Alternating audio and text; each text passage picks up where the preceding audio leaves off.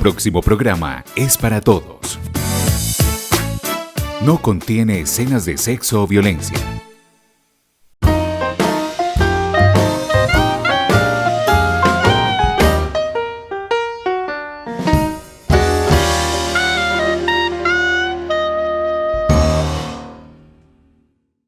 Un saludo a los televidentes de Tinteando con la Firma y nuestro tinto de hoy, que es patrocinado por Café Maca. No lo vamos a tomar con un tema muy bonito, muy bueno. Se van a dar cuenta, se llama Mujeres Buscadoras. Y para ello tenemos como invitado al sacerdote Jairo Franco Uribe, con quien vamos a tocar ese tema que él es muy conocedor de ello. Padre Jairo, gracias por haber atendido nuestra invitación y bienvenido. Muchas gracias, Juan Carlos. Sí. Bueno, padre, antes de empezar con esto de las mujeres buscadoras, contémosle a los televidentes cómo es que muchos lo recordarán a usted, que usted vino de África, usted es un paisano, usted es jardineño, pero hoy está ayudando, colaborando en Carmatarrúa, en Cristianía. Explíquenos un poco de esa experiencia con estos indígenas. Sí, yo mucho antes de irme para el África, Sí. yo conozco la comunidad indígena de Carmatarrúa y he sido muy cercano. Cuando estaba en el seminario que trabajaba allá, venía los fines de semana. Después he estado en alguna Semana Santa, las 2 misiones que la diócesis ha programado aquí en Andes, a mí me ha tocado allá. Entonces hay un vínculo y los quiero mucho y tengo la fortuna de que también siento mucho afecto de ellos. Entonces, en ese lapso de tiempo de que se va y vuelve, igual se encuentra, digámoslo así, viejas amistades. Sí, yo siempre he mantenido cercanía de qué visitarlos cuando venía a vacaciones, algunas familias sobre todo son muy cercanas. Qué bien. Bueno, padre, hay como esa ambigüedad y a ver, ¿cómo es eso? Uno le decimos cristianía, de un tiempo para acá ya se habla de Carmatarrúa, ¿cómo es eso? Sí, originariamente el primer nombre que ellos se dieron, y cada uno tiene el derecho a definirse y a llamarse, es Carmatarrúa, tierra de la Pringamosa. Pringamosa, ajá. Normalmente las cosmovisiones de los pueblos originarios están muy conectadas con la naturaleza. Sí. Y la experiencia de la divinidad es en la naturaleza. Entonces ese nombre tiene mucho significado. Después vino el padre Ezequiel Pérez, ya cuando estaba en la parroquia de Jardín. Sí. Y el padre, con buena voluntad, los empezó a llamar cristianía. Pero ha habido un esfuerzo de los pueblos indígenas, gracias a Dios, de los pueblos originarios, de recuperar su identidad, porque estaba siendo amenazada. Sí. Y toda esa buena voluntad del padre Pérez, padre, muchas gracias, nos puso un nombre, pero nosotros tenemos nuestro nombre. Eso es. Alguno podrá pensar, pero ya no quieren llamarse cristianía, están dejando a Cristo. La buena noticia es que en el nombre de Carmatarrúa está Cristo, porque Cristo es la palabra. Y cualquier voz lo expresa. También Carmatarrúa dice Cristo, como lo dice Cristianía. No tenemos que ponerles nombres, digamos, surgidos de la iglesia para bautizarlos. Ya en su originalidad, este nombre también habla de Cristo. Qué bien, qué bien. Bueno, entonces, digámoslo así, se están haciendo como ese tipo de trabajos para que geográfica y políticamente ya no figure como cristianía, no como Carmatarrúa. Ellos son muy conscientes de que ya los conocemos como cristianía. Entonces yo he visto como una asociación. Ellos se llaman Carmatarrúa Cristianía. Sí, pero yo creo que en consideración y con este respeto que nosotros en Colombia ya queremos tener por las culturas indígenas después de la Constitución de 1991 que lo reconoció, por primera vez. Yo creo que llamarlos como ellos se llaman a sí mismos es signo de mucho respeto. Y sí, muy bien. A mí me parece que tenemos que ir pasando del cristianía al Carmatarrúa. Perfecto, muy bien. Excelente eso, porque eso nos sirve a los televidentes pues para que vayamos identificando, demos ese paso a seguirlo llamando más bien Karmatarrúa, ¿sí? Sí, sí. De hecho, esos avisos que se ven allá donde dice Karmatarrúa, pues me parecen muy interesantes. Así es. Bueno, padre,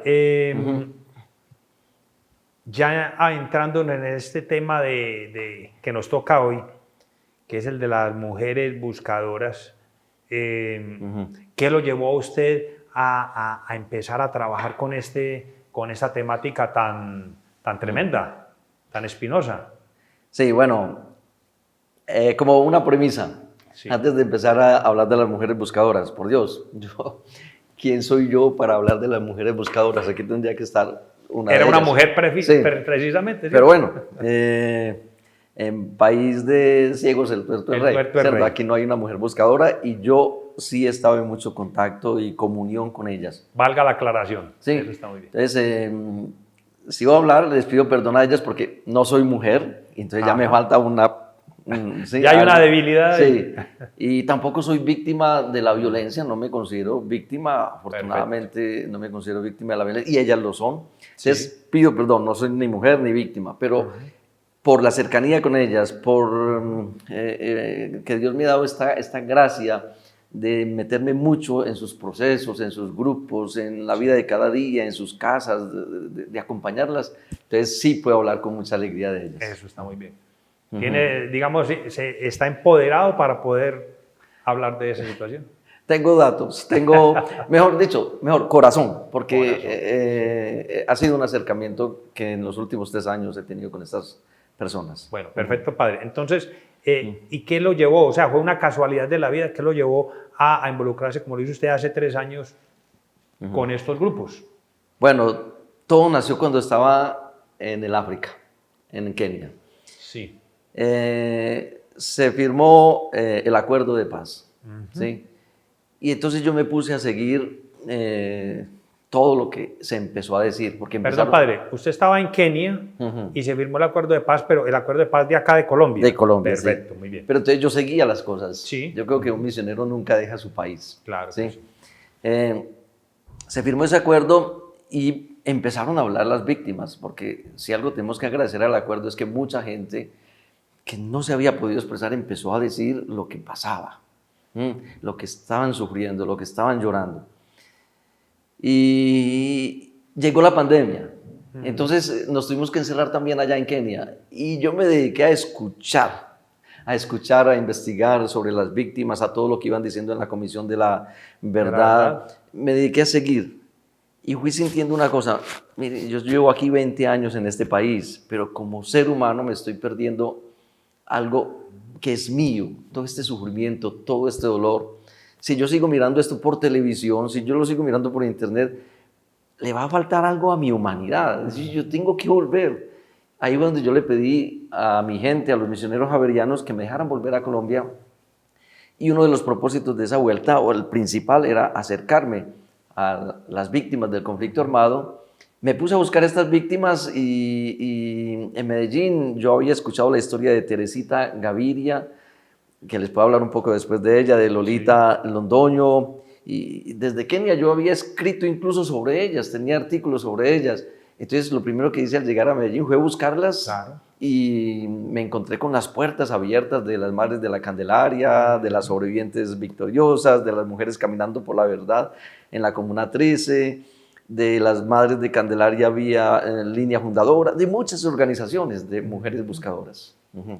Pues digámoslo así, no sé si se podrá decir, lastimosamente habían muchas mujeres buscadoras.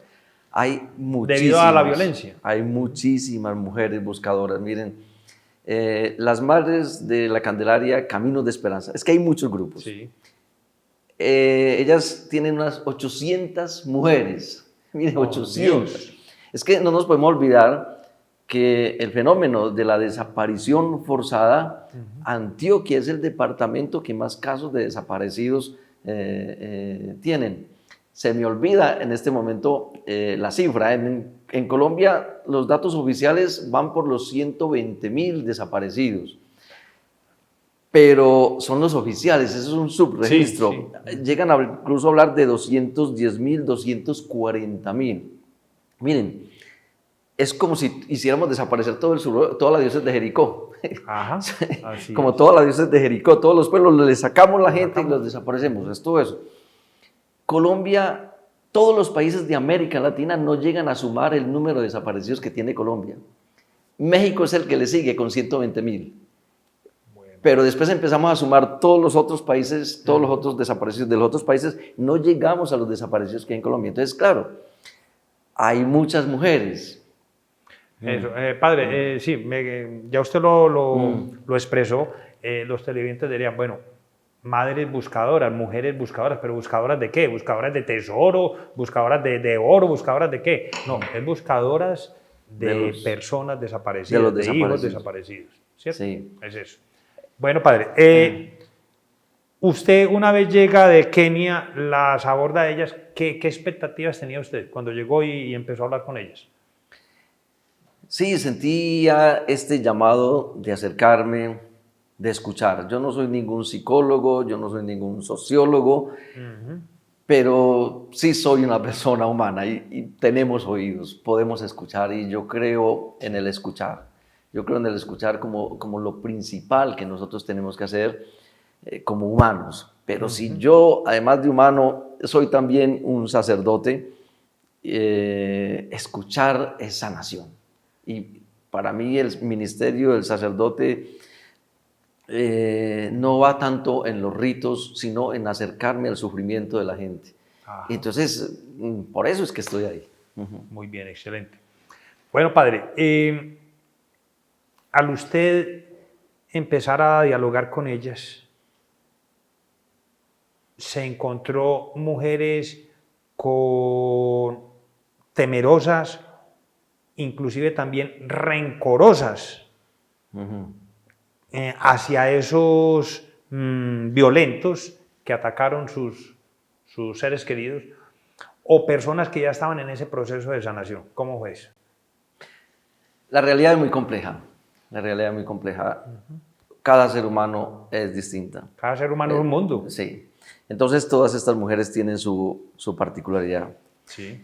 Miren, yo como cristiano, yo diría que me encontré con un evangelio. Los evangelios, ¿qué son los evangelios? Los evangelios son la muerte, la pasión y muerte del Señor. Lo primero que se escribió sobre Jesús fue su pasión y su muerte. Después se fueron añadiendo las otras cosas, por ejemplo, se fue añadiendo todo lo del nacimiento, pero empezaron con la pasión y la muerte. Y hay unas mujeres ahí buscadoras también, María Magdalena, ¿sí? Y el Evangelio, a pesar de que narra la pasión y la muerte, se vuelve la noticia de la vida, de la resurrección. Y entonces en estas mujeres, a pesar de lo que ellas cuentan es tan doloroso, que muchas veces hay que tragar saliva y muchas veces hay que dejar aflorar las lágrimas oyéndolas. Pero yo aquí encuentro una buena noticia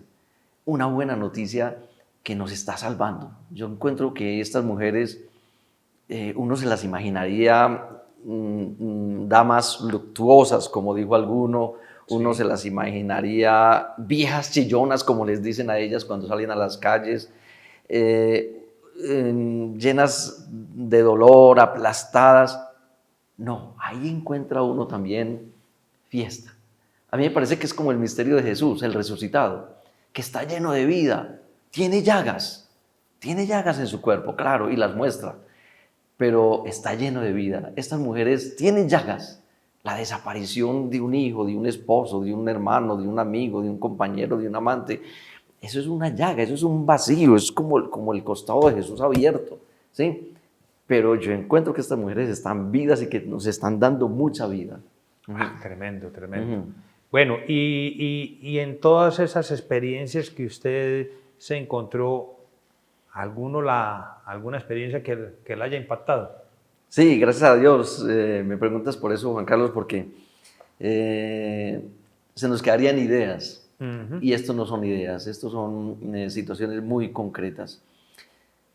Mira, a mí me impresiona mucho, por ejemplo, la historia de Lolita Londoño, María Dolores Londoño.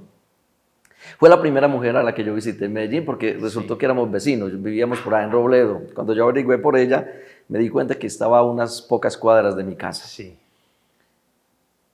A Lolita le asesinaron 2 hijos y un tercero lo desaparecieron, ¿sí? O sea, ya asesinado también, 3 Por hijos. Dios. Y perdió muchos sobrinos y muchas... Sí. Lolita estaba desesperada con todo este dolor. Sí. Entonces un día se dijo, no podía llevar adelante la vida. Incluso se había hundido en el alcohol tratando de buscar una respuesta a estas cosas o un alivio. Estaba aguantando hambre con sus hijas, con sus 4 hijitas que le quedaron. Por Dios. Un día se dijo Lolita, voy a traer matarratas y le voy a echar al sancocho. y pasó la noche planeando eso. Como ya en la madrugada dijo, Dios me pellizcó. Y le dije, ¿yo qué estoy pensando? Y lloró y lloró. Bueno, entonces aquí viene, mire, una situación de aplastamiento. Ella dice, era como una tortuga, arrastrándome, escondía la cabeza, estaba llena de miedo. Bueno, ese es el primer acto. Sí. Pero después viene, Dios la pellizcó. ¿Y qué pasó? Ella se dio cuenta que las personas que habían desaparecido a sus hijos, que habían asesinado a sus hijos, se habían entregado en ese proceso de justicia y paz con los paramilitares, que muchos de ellos se entregaron. Y entonces dijeron, pueden ir a la cárcel a buscarlos porque ellos están dispuestos a decir la verdad a cambio de beneficios. Sí. Entonces ella se fue, dice, me fui llena de odio, me fui llena de rabia. Me voy a encontrar con esos atarbanes, con esas bestias, con esas máquinas de muerte. Sí, se fue así. Y les daba miedo, les daba mucho miedo. Pero en el proceso, Lolita empezó a oír que uno de ellos decía, estoy enfermo, me tienen que hacer una operación de la próstata. ¿Y cómo? Estos hombres se enferman. Estos hombres se enferman. Sienten. Sí, sienten. Después el otro le dice, mire, usted podría de pronto visitar a mi esposa, a mi hijo, que tienen esta necesidad. Estos hombres se enamoran, quieren una mujer, tienen niños y los quieren. Sí. Entonces ella fue encontrándose con la humanidad de estas personas. No son solamente máquinas de muerte, no son solamente bestias, no son los atarbanes, son también personas. Y es más, empiezan a hacer una actividad que ellos llamaron el árbol de la vida. Hacer el árbol de la vida con cartones y con colores. Y cada vez que ponían algo para hacer el árbol tenían que contar una historia. Empiezan a contarse historias, los victimarios y las víctimas. A desahogarse. Sí. Entonces, esas historias resultaban llorando juntos. Yo creo que cuando tocamos el dolor del otro, estamos tocando a Dios. Y Lolita incluso dice, ahí me di cuenta de que Dios sí existía. ¿Sí? Y Lolita dice, entonces yo que me sentía como una tortuga, empecé a sentirme ya como una iguana. Al ver que el otro era humano, al tocar el dolor del otro y sentir como compasión por ese que me había hecho daño. Entonces yo me sentí ya como una iguana que me podía subir a lo alto, que podía otear el horizonte, que podía sacar la cabeza. ¿Sí? Y el clímax de todo esto llega cuando un día Lolita tenía que hablar enfrente de todas estas personas en la cárcel, de los que se habían entregado, que eran excombatientes de los paramilitares y las otras mujeres buscadoras. Y Lolita dijo, yo no sabía qué decir porque no estaba acostumbrada a hablar en público. Cuando me sacaron allá, sentí que Dios me empujaba a decir algo. Miren, yo no voy a buscar más a mis hijos. Julio, usted se parece a mi hijo tal. Henry, usted es Henry, usted va a ser Henry, usted va a ser... Y usted, Oscar, el hijo desaparecido se llama Oscar. ¿Sí? Yo los voy a adoptar a ustedes como mis hijos. Ya no los voy a buscar más. Ustedes también perdieron a sus papás y a sus mamás en la guerra. Tienen una mamá, soy yo. Entonces, ¿cómo es que esta mujer adopta como hijos y empieza a gestar en su corazón, a darles nueva vida a estos muchachos, ¿sí? Porque estos muchachos estaban muertos por el odio también, porque el odio nos mata. A veces somos cadáveres caminando por ahí cuando tenemos odio. Entonces Lolita les da nueva vida. A Lolita, a mí se me parece como el útero de Dios, como que Dios gestando una nueva humanidad. Y realmente se establece una relación de familia de ella con estas personas. Por eso es que yo digo, estas mujeres nos están salvando. Si una mujer es capaz de gestar a otro ser humano que está muerto en vida y de ayudarle a empezar de nuevo, a comenzar, estas mujeres están salvando el mundo. Estas mujeres son Dios salvando el mundo. Sí. Padre, entonces digámoslo así, muchas de estas mujeres como Lolita entraron a estos centros de reclusión o sea, entraban con un odio, con unas cosas negativas, lógico, normal, por el resentimiento que tenían, pero se fueron dando cuenta de que allá, como lo dice usted, no habían unas máquinas de destrucción, sino que había unos seres humanos que quizás ellos, porque lo leí yo por ahí, también fueron violentados. También fueron víctimas. Sí, sí. Y salieron ya otras mujeres, o sea, no fueron las mismas que entraron, sino que a través de esas visitas fueron empezando a salir ya otras mujeres diferentes, ya sí, no Lolita, tan rencorosas, ya no tan nada. Lolita lo expresa así como es ella de práctica, en la tortuga y la iguana. Entramos como tortugas, arrastrándonos, escondiendo la cabeza llenas de miedo, y después cuando llegó el perdón al corazón, nos volvimos como la iguana, que nos subíamos a lo alto ya a mirar el horizonte, a mirar posibilidades. ¿Sí? Sí. Sí, realmente se produce un cambio en este encuentro con la humanidad, y yo creo que como que ahí está la clave de la solución a estos líos que nosotros tenemos.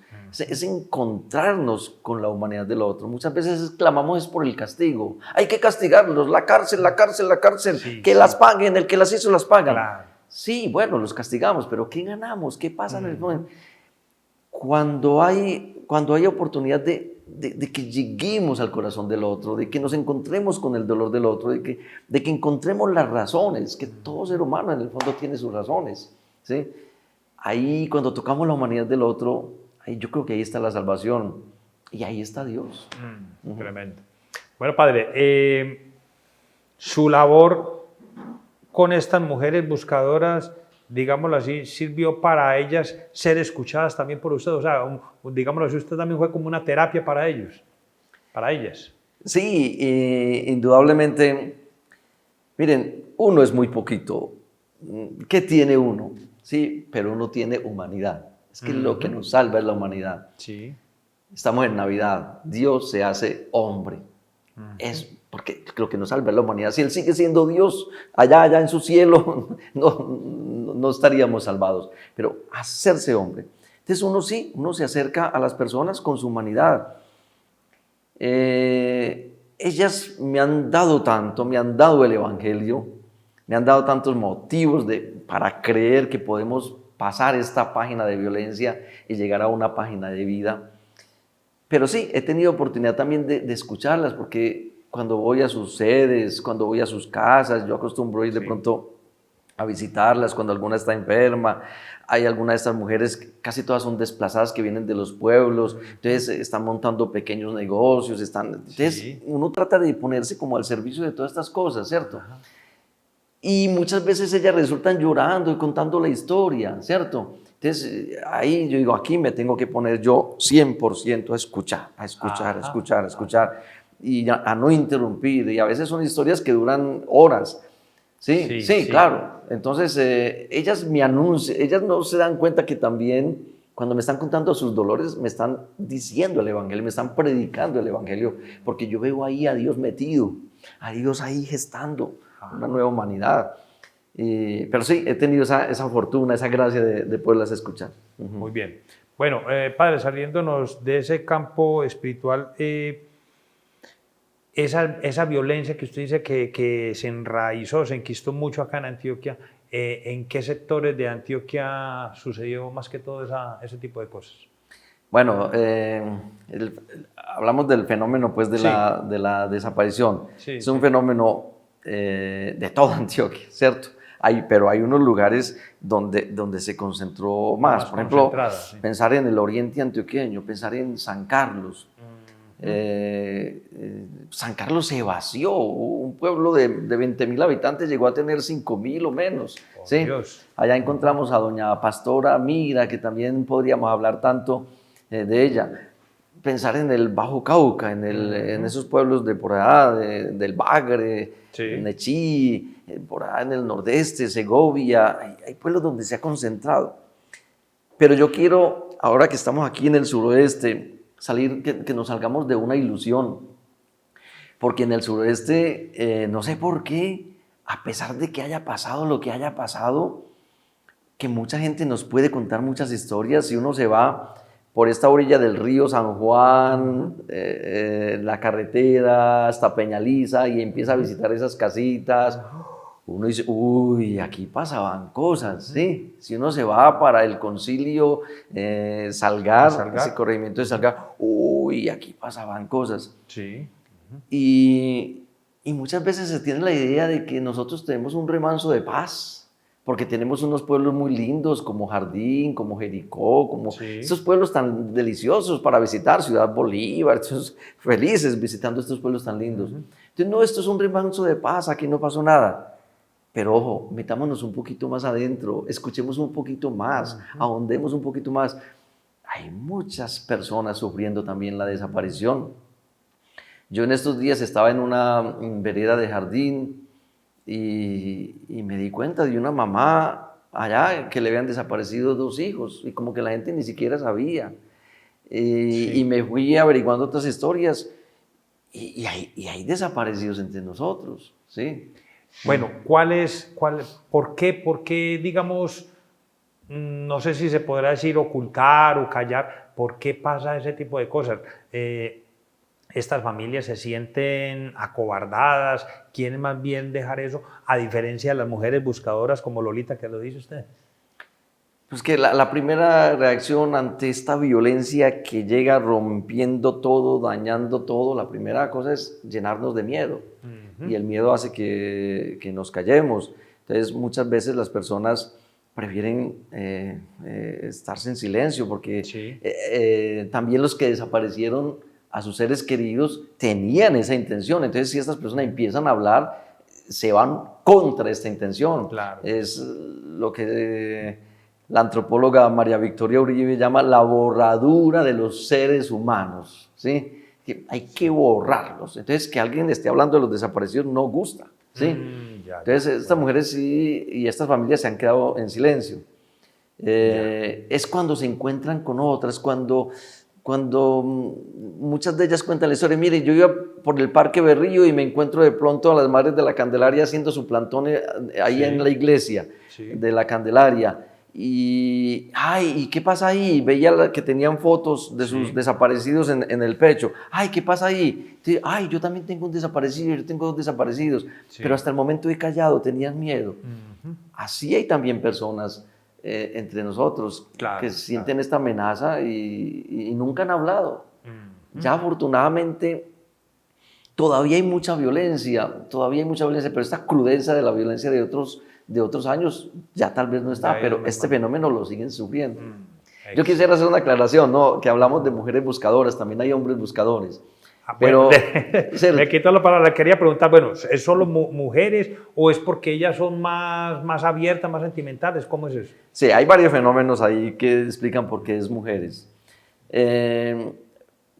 La cosa evidente, la primera, es que casi todos los desaparecidos son hombres. Son hombres. Sí. Casi todos los asesinados en la guerra y desaparecidos son hombres, la mayoría. Entonces, ¿quiénes quedan en la casa para buscarlos? Las mujeres. ¿Sí? La segunda cosa es que en esta sociedad todavía está organizada así, de que el hombre es el que sale a trabajar y el que tiene que irse a ganar el sustento. Entonces a un hombre no le dan permiso en el trabajo para ir a buscar un desaparecido. En cambio la mujer dice, pues yo soy la dueña de mi tiempo, yo preparo mis cosas en la mañana y me voy para los plantones. Sí. Entonces la mujer es más dueña de su tiempo, ¿sí? Pero también hay otra cosa, es de la mujer. Pastora Mira, la señora de San Carlos, que le desaparecieron a su hija Sandra Paola, y después afortunadamente la encontró después de unos 7, 8 años de búsqueda. Ella decía, vea, es que cuando nos nace un hijo, nosotros tenemos una neurona para ese hijo, y esa neurona está siempre donde está el hijo, qué quiere el hijo, dónde está bien, está mal, y eso no nos deja tranquilas. Entonces ella a mí me dice, hay en nosotros las mujeres una sensibilidad especial. Mire, pasó con Jesús en el sepulcro.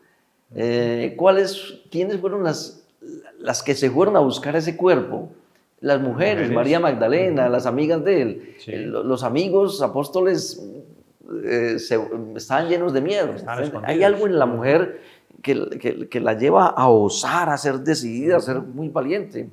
Hemos tratado muy mal a la mujer, decimos que el sexo fuerte somos nosotros. Sí. Tal vez haya que revisar esos conceptos. Hay que replantearlos. Sí. Así es.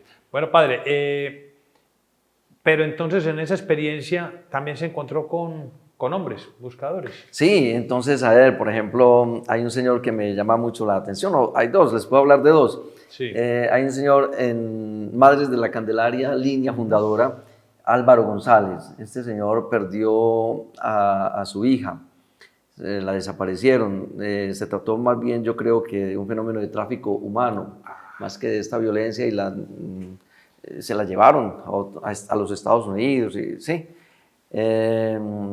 Y él todavía ya sabe que está en Estados Unidos, pero todavía no lo ha podido recuperar. Hay muchos líos, hay muchos inconvenientes. La misma niña que creció por allá con otra familia, con otra... Sí. Pero uno ve que este hombre que dice, se pone aquí se pone la camiseta y dice Madres de la Candelaria, no le da pena llamarse Madres de la Candelaria, no siente, mire, Madres de la Candelaria, somos aquí las Madres de la Candelaria, y él es un hombre. Sí. Y él está siempre acompañando esta búsqueda de las mujeres, está siempre en los plantones. Hay otra persona que a mí me llama la atención, Salustiano. Este es un hombre que vive por allá en el Cerro Pan de Azúcar, por allá por el Medellín. Sí. También su esposa, Lourdes, había perdido un hijo. Y cuando ya ellos se juntaron, pues es también el hijo de ella, claro, el hijo de él. Y él está siempre en esta búsqueda. Es decir, hombres ahí, claro. Qué bien, qué bien. Bueno, padre, este trabajo de las madres y mujeres buscadoras, ¿en qué va a terminar? ¿A qué puede llegar? O sea, a las conclusiones a las que pueden llegar una vez han estado interactuando con los violentos, ¿sí? ¿A dónde podrán llegar? ¿O esto es una terapia que seguirá por mucho tiempo? Miren, esto da tristeza, pero hay muchos casos en que estas mujeres seguirán buscando y no van a encontrar. ¿Sí? ¿Por qué? Porque, por ejemplo, si a alguien lo metieron a un horno crematorio, aquí en Colombia nos llegamos a inventar hornos crematorios. Sí. ¿Qué quedó de esa persona? Polvo, y lo echaron, ya no lo encontrará. Si a alguien lo llenaron de piedras y lo echaron al río Cauca o al río Magdalena, que son cementerios líquidos, ya no lo vamos a encontrar. Pero buscándolos, a pesar de que suene imposible, buscándolos, este país va a encontrar su dignidad. ¿Sí? Este país va a encontrar lo que nos perdimos cuando perdemos los seres humanos, cuando prescindimos de los seres humanos. Esa búsqueda es muy importante. Ellas dicen, por lo menos un huesito que lo encontremos, dicen las mamás. Y algunas, porque muchas de ellas somatizan este dolor en el cáncer y en las enfermedades. Ahí se me está acabando el tiempo. Yo sí siento angustia de esto. Es decir, no tenemos derecho a concluir nada aquí, porque es que esta búsqueda no se puede. Seguirá.